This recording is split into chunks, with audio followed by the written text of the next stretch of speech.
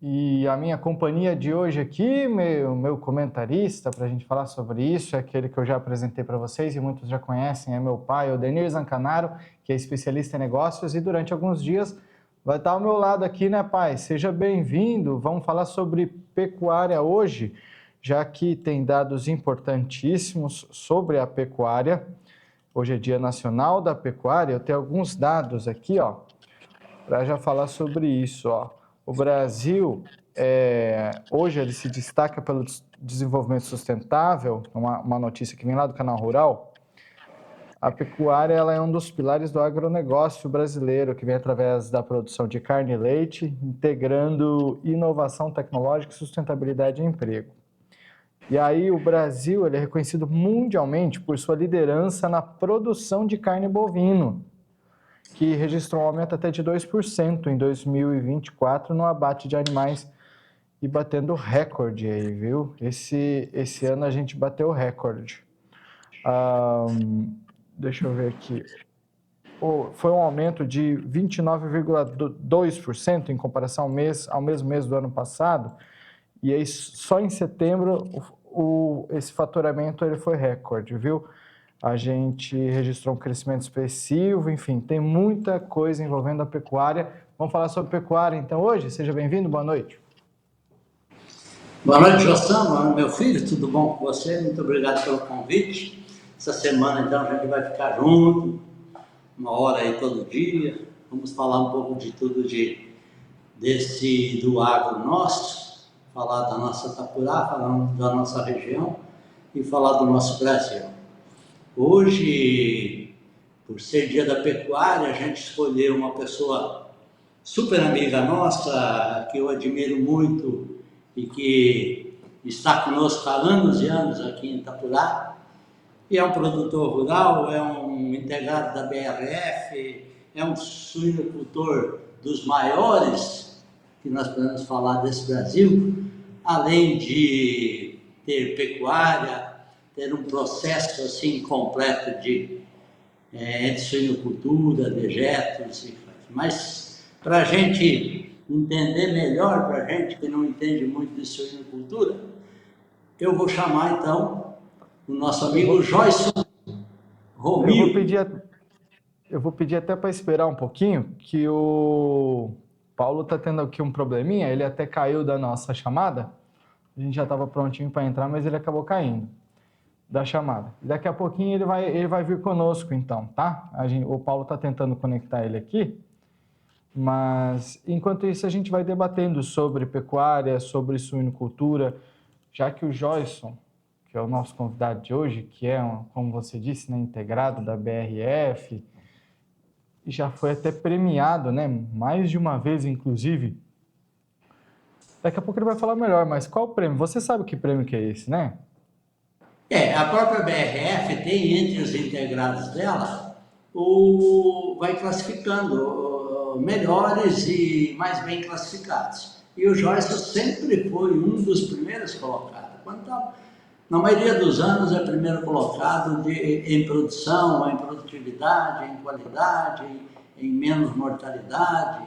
Então, isso reverte o quê? Pode-se ver como? O trabalho de dedicação dele, da família toda.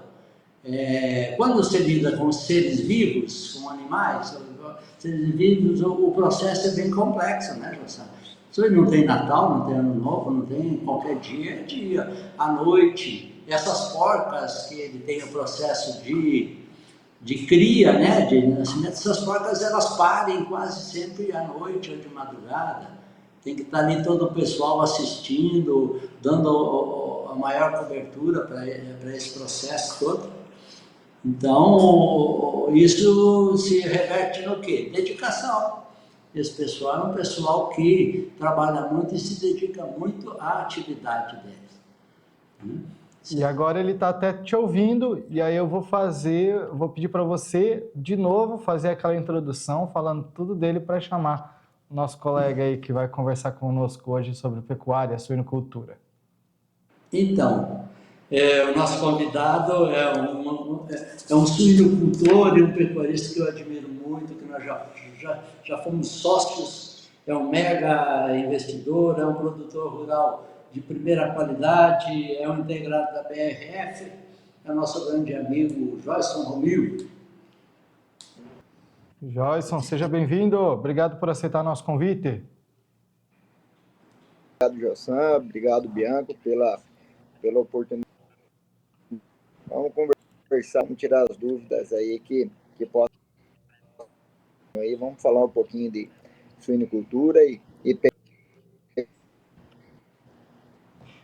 Tá certo. Eu já começo perguntando. Antes, eu e meu pai, a gente estava conversando e ele lembrou um caso que já tem até alguns anos que aconteceu.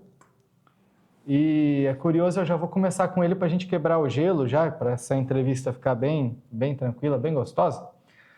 Teve um recorde batido na sua propriedade que faltou, assim, um fiozinho de cabelo, assim, para estar nos livros aí, no Guinness Book, né? Para ser um recorde mundial, seria, Joyson? pelos estudos que a gente foi buscar nas reportagens e tal, foi expressivo, né? Nasceu 30 oportunidade, né? Então era até um feito momento lá e nós ficamos com esse número aí, mas o ano passado aí já surgiu notícia do 39 lá na região do Paraná e Santa Catarina. Nós fomos atrás para tentar aí, né, nos Guinness, mas é muito burocrático isso aí, nós não... a burocracia venceu nós, paramos o caminho de aí, mas aí surgiu notícias aí, 8h39, e nós já ficamos para trás. Expressivo, Acho né? que o pessoal de casa, 13, Joyce, eu acho que 14, né? Então... a ligação está meio cortando aí, ó.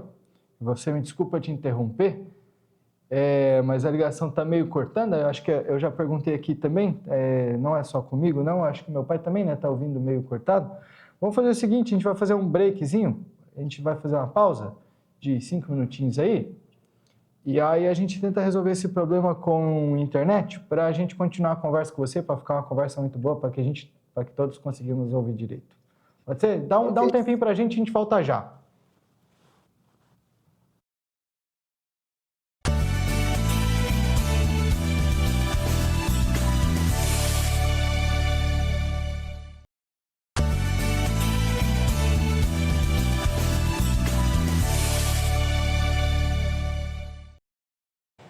Demoramos um pouquinho, mas o problema foi resolvido. Tá aí, agora sim estamos prontos para conversar com Joyson Romil. Meu pai, vamos lá então, eu vou fazer de novo a pergunta. Joyson, chega aí na chamada com a gente. Paulo, coloque ele aí conosco. Aí, pronto. E Joyson, eu vou reformular a pergunta, cara. Já tem alguns anos, era para ser um recorde que era para estar dentro do Guinness Book. Por que é que não está dentro do Guinness Book aquele recorde? Seja bem-vindo mais uma vez. Boa tarde, Jossan. Boa noite, Bianco, Jossan, telespectador. Então, aquilo lá é muito burocrático, essa questão aí. A burocracia em cima para você conseguir essa questão do Guinness aí ainda é muito técnica, é muito morosa e tal, e a gente na nossa atividade do dia a dia não foi dando foco isso aí, foi passando tempo e nós não íamos conseguindo concluir as etapas do que era pedido e a gente foi abrindo mão disso aí. Mas já tem número superior hoje aí, já tem 38, 39 nascidos aí, que é excepcional, né? É fato extraordinário, alguma coisa assim, então não é fácil, mas acontece. E só para a gente relembrar um pouquinho, foram quantos filhotes que uma porca só pariu? 36. 36. Ela já era uma porca, agora eu não me recordo, mas ela era sexto parto, quinto ou sexto parto, ela tinha uma média boa, ela tinha 16, 17 de média nesses partos dela. Aí ela tinha, não me salva engano, 20 e depois daí ela, no outro ela pariu 36. Então é excepcional, né? E isso a gente pode associar, Joyson, ao manejo. Como é que a gente pode tratar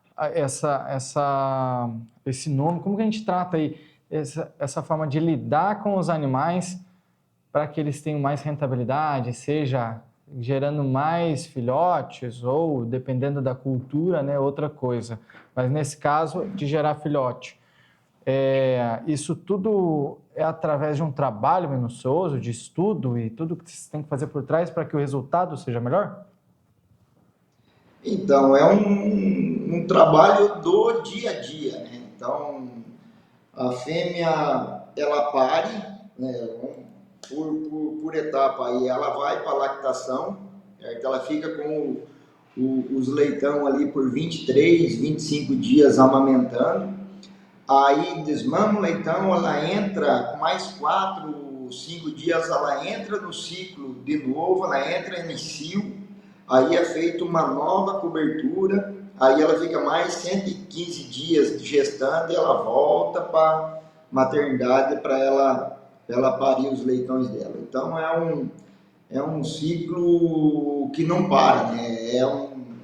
Que nem fosse uma engrenagem, ela sempre tá rodando. A suinocultura é dessa forma.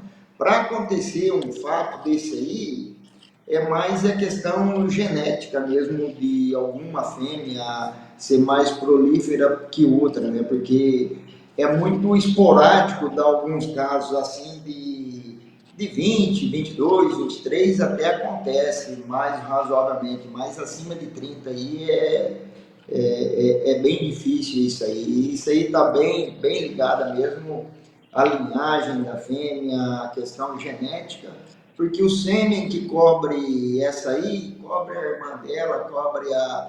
Porque vem tudo uma sequência de fêmea, né? Então, tem algumas que outras são muito mais prolíferas que a outra, né? Então, é fator genético mesmo.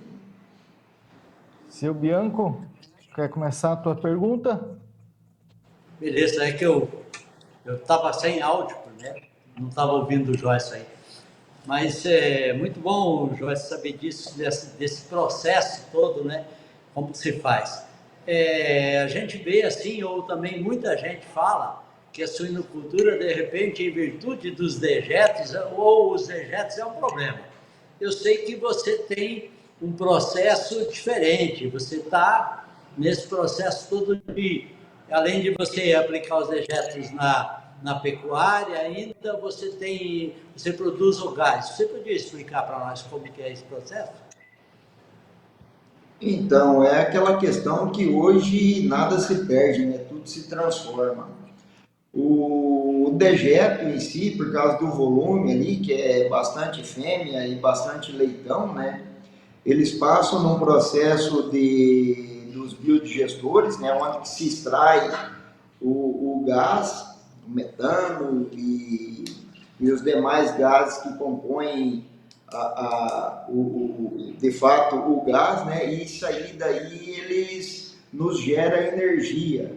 Então hoje nós temos motor quase que autossuficiente gerado pelo biogás, o motor que joga os dejetos que esparrama nas pastagens também é a biogás, né? Então a gente aproveita de tudo da suinocultura aí. O próprio dejeto, ele serve de fertirrigação, né? Hoje a gente consegue agregar mais cabeças de animais de gado por hectare devido à qualidade do pasto e à adubação que nele tem.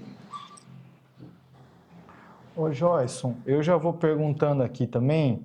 Na semana passada, salvo engano, eu entrevistei o Evandro da Fazenda Seis Amigos, que também é uma referência, né, aqui no município. Enfim, fazenda é uma grande referência.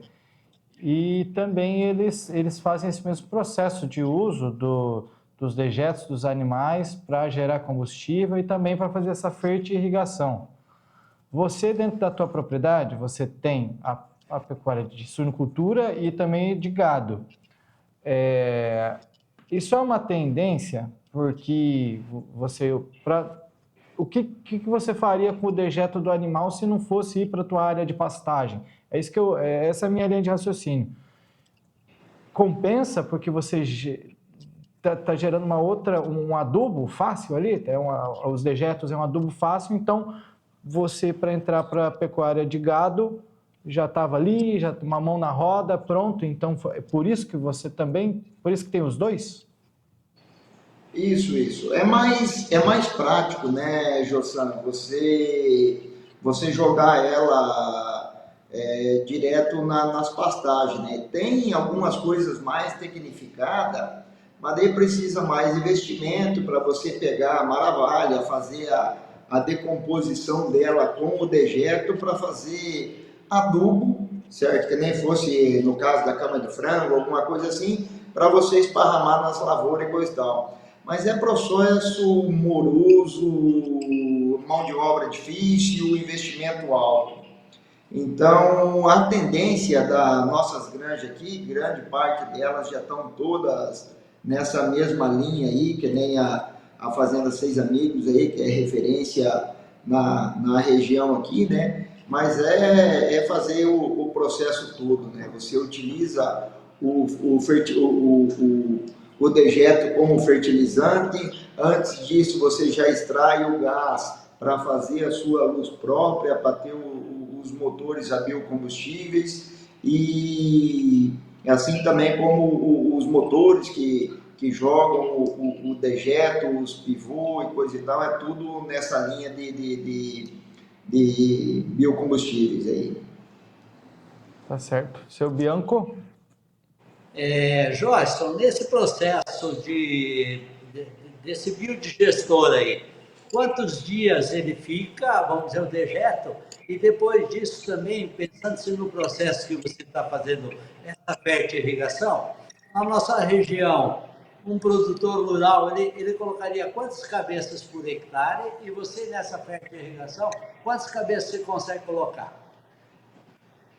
Então, a pecuária ela mudou um pouco ao longo dos anos aí, né? Quando se falava em pecuária extensiva, se falava em uma cabeça por hectare, né? Hoje, bem manejado aí, você com piquetes pequenos, que você aproveita melhor as pastagens, e com esse sistema de fertirrigação aí, você consegue colocar 8, 10 cabeças por hectare aí, e mantém isso aí durante o ano todo. E isso é porque o pasto desenvolve mais, mais, cresce melhor? É por isso essa linha de pensamento ou não? Isso, porque você vai adubando ele seguidamente, né? Então, da mesma forma que você aduba ele, ele cresce, e o gado comendo as folhas, as pontas ali, já vão extraindo todos os materiais de NPK do solo, né? Então, é um processo contínuo, o gado fica muito bem nutrido, né? E, de certa forma, também o solo fica muito rico em nutrientes, né? Então, qualquer chuva que dá, coisa e tal, você pode ver, se for hoje, amanhã lá na fazenda lá, já está quase tudo verdejante já, por causa, a reação é muito mais rápida, né? Então, você tem mais massa por hectare, mais folhagens, massa, a gente fala toneladas de matérias por hectare. Então, você consegue aproveitar bem mais as suas pastagens devido a isso. Você mencionou também, Joyson, os métodos de criação, né, um método de criação extensivo. Eu fiz uma breve pesquisa e eu descobri, né? Eu leigo no assunto, tive que fazer minhas pesquisas. Aí eu encontrei que existem os métodos de criação extensivo, intensivo e semi-intensivo. É isso, mais ou menos? Você usa os três. Poderia explicar um pouquinho para a gente desse assunto? Então, o extensivo é aquele processo mais antigo, né? Ficava o gado mais a campo, com touro, aí não tinha estação tanto de monta, que nem você tem hoje. hoje a coisa ficou um pouco mais tecnificada, né? Então, se você quer aproveitar melhor o seu plantel, se você quer aproveitar as melhores tempos de chuva para você ter um leitão, um bezerro, uma bezerra mais nutrida, mais pesada, hoje tudo leva em peso, né? Então você tem que fazer estação de monta, você tem que fazer inseminação. Aqueles que não gostam de inseminação, faz a estação de monta, compram os touros mais bem tecnificados, mais bem numerados no índice ABCZ, né? E você consegue fazer hoje um trabalho bem feito na nossa região aí, desmamando até 230, 240 quilos um bezerro aí, sem fazer muito esforço. Seu Bianco? Joyson, essa bovinocultura sua, eu sei que hoje o processo, a gente ouve muito que existe o tal do boi China, né? Parece que é isso, e ele é entregue quanto mais recente, quanto mais novo, melhor, né? Comenta pra gente aí o que é esse boi China, quantos meses tem que entregar, como que é esse processo? Então, o boi China, ele é um boi jovem, é um boi que ele tem que ter 24, no máximo 30 meses, né? Eles contam pela dentição dele, os dentes, que seria dente de leite, né? De 0 a 4 dentes, isso aí estaria dentro do boi China, né? Mas hoje você pega boi China aí com 24, 26 meses aí, com 21, 22 arroba, né? Então é um boi mais bem precoce, devido a tudo a questão genética que veio se melhorando ao longo dos tempos, né?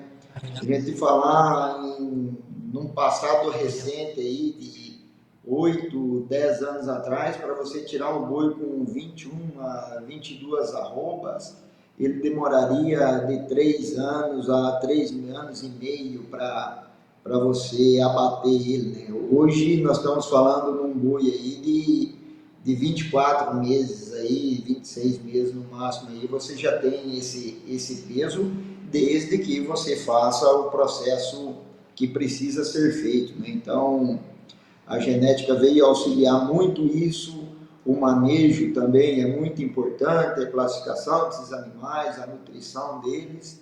E o boi China é isso aí, é esse boi mais precoce aí. Jorge, na agricultura, a gente já conversou bastante aqui, principalmente um problema que o agricultor ele tem enfrentado, que é a falta de chuva, porque ele está com a produção dele ali a céu aberto e depende de São Pedro aí para ajudar na produtividade.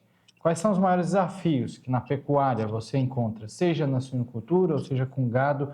Quais seriam os maiores desafios que se enfrentam? Hoje a gente vê que o produtor da agricultura ele encontra a chuva como um grande problema, né? E na suinocultura e na pecuária de gado? Então, vamos por parte aí, né? Na suinocultura, a grande dificuldade nossa hoje é mão de obra. Mão de obra para você tecnificar, certo? E você fazer equipe. Nós temos 3 setores, né? Então, esses três setores, a equipe tem que estar madura, certo? Todos têm o conhecimento do que é cada setor para você ter um bom resultado, né? Na questão da pecuária, aí você precisa de pessoas, né, igual tem que serem tecnificadas, mas você precisa muito sim de clima, né?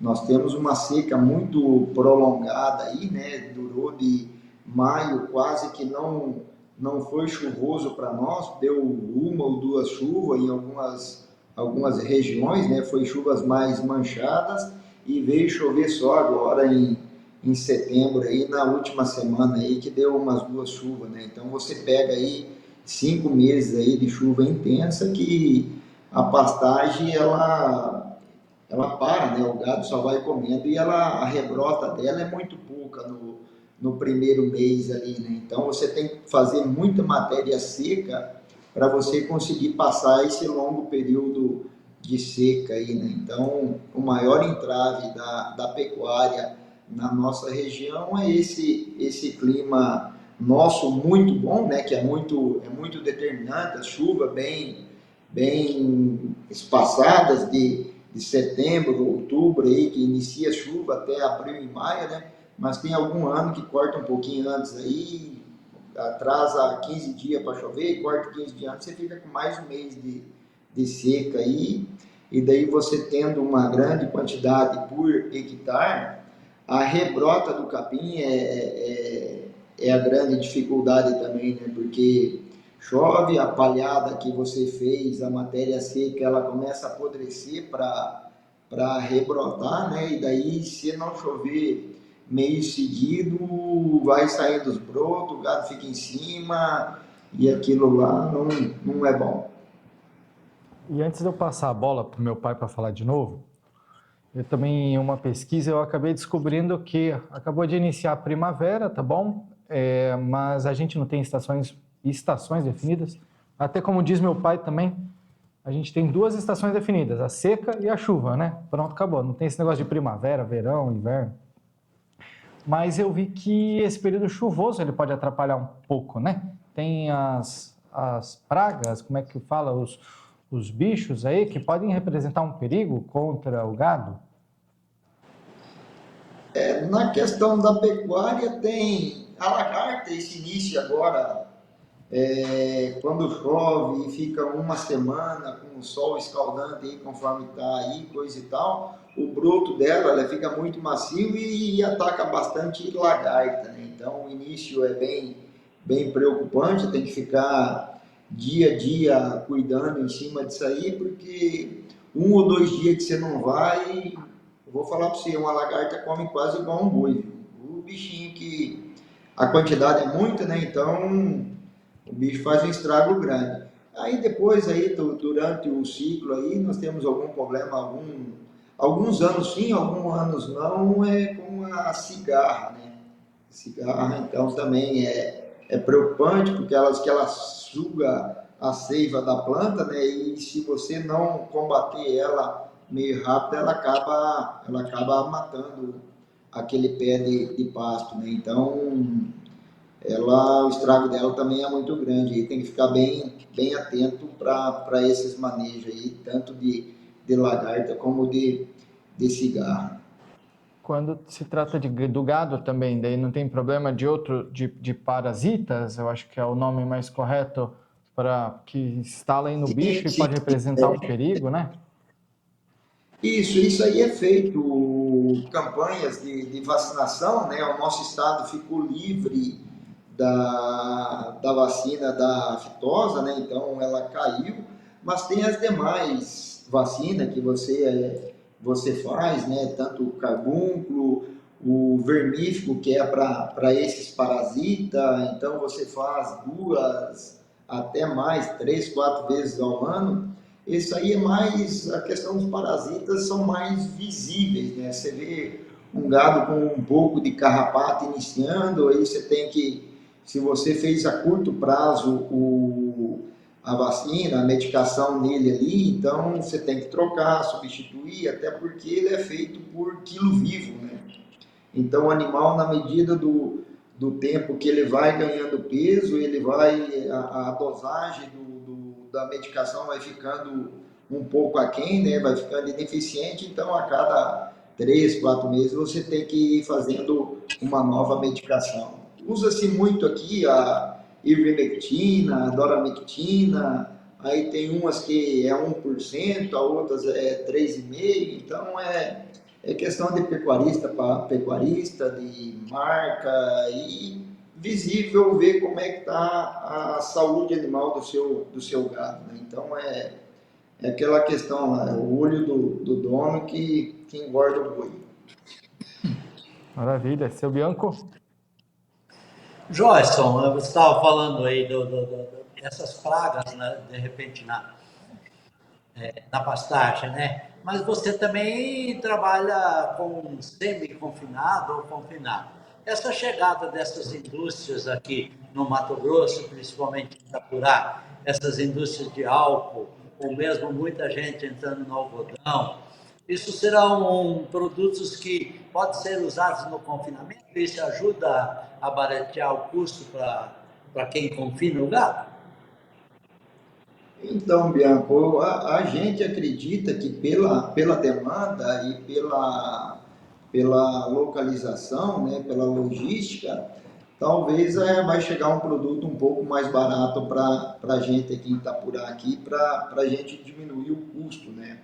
O custo, eu faço semi-confinamento, né? Então o custo estava muito próximo do lucro, aí você sempre tem alguma perca, eu ali semi-confino boi briga, quebra, então 1 ou 2 ali por cento que você perde a mais já estava saindo a margem, né? Então acredita aí que com essa empresa aí que está se instalando, está por aí, possa baratear um pouco o custo aí para a gente ter um pouquinho a mais de margem aí, né? E acredito também que devido a isso aí, Itapurá tá aumentando, né, o nosso rebanho. Você lembrando lá atrás, lá logo que nós viemos aqui, na década de 80, 90, era praticamente só pecuária, né?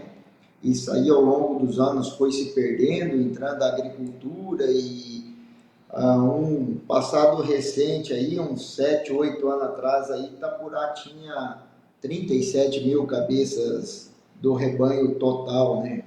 Que nós perdemos a Boa Esperança e a Fazenda Marape ali, né? Boa Esperança foi para Lucas, a Fazenda Marape dos Vilela lá é Mutum, então caiu muito o plantel bovino de Itapurá, né? Mas hoje, com esse subproduto aí, tanto do algodão, que tem o caroço, tem a torta, o DDG, que estão se fazendo do milho aí, Itapurá está na casa dos 77, 80 mil cabeças, né? Então isso aí é de semana a semana, né? Aumenta, diminui, mas a gente acredita aí que esse número vai aumentar bem mais aí, vai para casa dos 100, 120 mil cabeças aí, por causa que é bastante produtor que tá vindo atrás, está conversando de uma coisa a outra, cada um querendo fazer o seu pequeno confinamento lá de 500, 700 mil animais, né? Então isso aí é um número expressivo, mas para quem confina é quase insignificante, a gente levando os números aí tanto da Boa Esperança ali, né, como alguns outros confinamentos na região aí, que fala de 50, 70, 100 boi, 100 mil boi de capacidade estática, né? Então, tem muitos produtores desenvolvendo essa ideia aí e vão fazer vários lotes aí de pequeno a médio porte aí num futuro recente aí, então Itapurá vai surpreender bastante aí na questão de animais para abate aí, então, durante esses anos seguintes aí.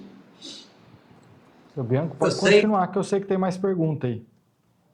Eu sei, Joyce, que o agropecuarista ultimamente os preços estavam muito defasados. Na última semana, ou coisa assim, a gente viu que o boi deu uma reagida. Na tua expectativa ou no teu conhecimento vasto que você tem, você acha que o boi vai se manter nesse preço da última semana aí? Quais os preços que você acha que vai ficar por arroba aí? Então, estão se falando, né? Até eu tinha vendi para embarcar depois da manhã, o boi China a 270, boi normal a 260 para bater em Várzea Grande. Ontem, conversando com o João conseguiu vender um pouquinho mais já, então eu acredito que ele vai ficar nessa casa aí 275, 280, aí ele vai dar uma recuada para o mês de novembro, aí dezembro, acredito que ele deu uma recuada, o ano que vem espera-se, certo, que volte na casa dos R$ 300 a arroba, né? Nós temos um governo que ele não quer comida cara por causa da população um pouco mais carente, e em vez de incentivar a produção para essa pessoa ganhar mais, ele trabalha um pouquinho de forma equivocada em tentando segurar preço, né? Então, não é interesse do governo em ter um boi de 270, 280, 300 reais a arroba, né? Então, a gente trabalha também contra isso aí, né? Então, é difícil o governo, quanto mais arrecadasse, mais o pecuarista vendesse, mais ele arrecadaria, né? Mas ele vê de forma divergente e tenta segurar um pouco o preço nessa situação aí. O que faz a escala, o que faz o preço do boi é a escala, certo? Escala de frigorífico, que é quando você determina lá, eu quero matar boi, eu ligo para o frigorífico hoje, ele vai falar, ó, teu boi vai morrer daqui 15 dias. Ele manda no preço do boi, certo? Agora, a partir do momento que a escala vem para 7 dias, 6 dias, alguma coisa assim, aí eles pagam um pouco mais e é dessa forma que se conforma os preços, né? Preço do boi São Paulo, está falando de 305, 310, mas eu acho que nesse momento vai ficar por aí com acredito eu, uma pequena queda lá no mês de novembro aí, talvez até voltando nesse preço de dezembro, por causa que tem as festividades, né? Então tem um pouco mais de consumo nesse período aí de carne bovina. Royston, quando a gente falou há pouco sobre boi China, né? Mas é o boi mais ou menos precoce. Esse boi precoce você entregaria ele aí em torno aí de 2 anos, 2 anos e pouco, me parece. E aí, além disso, quantas arrobas ele estaria? E se você conseguisse explicar para nós o processo do rendimento, tem alguma coisa em cima disso, que um boi tem mais rendimento do que a vaca ou algo assim? Como que é isso? Como que é esse negócio de rendimento? Então, hoje é tudo mais questão genético, né? O rendimento, o boi ele tem que ter lombo largo, tem que ter costela comprida, tem que estar gordo, né? Os confinamentos aí se fala de tirar boi aí de 57 e 58% de rendimento, que é um rendimento muito alto, né? Então, esse rendimento, como que ele funciona? É o peso da saída da fazenda, certo? E o peso do gancho do frigorífico, que o peso de fazenda, tem alguns pessoal de São Paulo que estão comprando agora, que eles pegam a peso balanção de fazenda e põem o rendimento acordado ali, 56,5%, 57%, e te paga a carne mediante ao embarque ali. No frigorífico já não, o frigorífico é o gancho, certo? Porque o boi pesou aqui, para eles não interessa, interessa é a carne lá. Então, o rendimento é em cima disso aí, o peso da saída da fazenda e a diferença no peso do gancho aí. Só para contextualizar mais uma coisinha, a gente ouviu, você falou aí, a gente sabe que agora o Brasil é livre da febre aftosa sem vacinação, ou seja, a gente não precisa vacinar o gado, e isso faz com que o preço ele fique melhor, né, Joyce? Eu gostaria que você falasse um pouquinho sobre isso para a gente, você consegue? Então, aí, essa era uma esperança, né, que todos tínhamos, mas eu acredito que ainda, não sei se saiu todas as regiões, porque eles dividiram o Brasil em 5 ou 6 regiões. Eu não sei se a última já liberaram, se está 100% do Brasil livre da vacina da, da, ixi, fugiu o nome agora. Aftosa. Da aftosa. Mas a expectativa é que melhorasse, né? Por causa que o quê? A União Europeia ficava sempre batendo em cima disso aí, que a carne brasileira não era tão saudável porque era muito vacinada e tal, mas não foi o que ocorreu, né? O preço do gado, inclusive, caiu muito, né? Então, essa esperança aí que o pecuarista tinha, vamos ganhar, sei lá, 5, 10, 20 reais a mais por arroba, tirando a vacina, não aconteceu não. Tá certo. Seu Bianco, o nosso tempo está acabando, viu? A gente tem 2 minutinhos aí. Não sei se dá tempo de fazer mais uma pergunta para o Joyce. Eu vou fazer uma pergunta para o Joyce aí, que está meio fora do ar, mas você sabe que nós temos um prazer, uma satisfação muito grande de ter teu filho, Felipe, num grande time igual o Corinthians, que bem que podia estar no Santos, que daí né, é bem melhor, né? Começou. E fala como que está, teve um problema, parece que vai passar por uma cirurgia, já passou? Me conta aí. Então, o Felipe, né, ele teve uma grande sorte aí, né, de entrar num clube de primeira divisão, né, que nem o Corinthians, e ele lesionou, né, assim que ele assinou o contrato profissional dele, né, ele sofreu uma entorse no joelho e até quarta-feira eu estou indo para lá, para São Paulo, que quinta-feira ele vai operar o joelho, né? Então, vamos torcer aí que Deus ajude aí, que ilumina a mão do médico aí, que a cirurgia dele seja bem sucedida, né? E que ele retorne aos gramados aí o mais rápido possível, porque é um filho de Itapurá aí que está num grande time aí, né? E que, se Deus quiser, vai dar bastantes alegrias aí para todos nós, né? Eu já virei meio corintiano, só meio por enquanto, né? Mas Agora tem que torcer. vamos torcer aí que vai dar tudo certo com ele lá. Joyce, eu sei que o tempo do Jossá, o nosso tempo está acabando, mas você é um rapaz, você e a Fábio, que sempre foram de igreja, que ajudaram a nossa igreja católica, que construíram, que batalharam. Então, Deus vai olhar para a tua família, para o Felipe, e vai dar tudo certo, tá? Obrigado. Vou levar um abraço de vocês para eles lá, a força, a esperança, a oração que todos estão dando, fazendo uma corrente grande aí, que vai dar tudo certo aí. Felipe, filho do Joyson e da Fabiane, né? Que está representando o município de Itapurá lá no estado de São Paulo, jogando no Corinthians. Só para finalizar, Joyce, como é a categoria dele? É sub-17, está no sub-17. Amanhã, inclusive, eles vão fazer a semifinal contra o São Paulo, né? Eles passaram semana passada pelo Palmeiras, que é a grande rivalidade lá de São Paulo, né? Então, eles têm outro clássico amanhã. Infelizmente, ele já estava indo para o jogo e coisa e tal, aconteceu isso aí, mas a gente coloca na mão de Deus aí, que Deus é Pai e sabe o que está fazendo, né? Que assim seja, que tudo dê certo, vai dar. Obrigado, Joyce, esperamos ter você outras vezes por aqui, viu?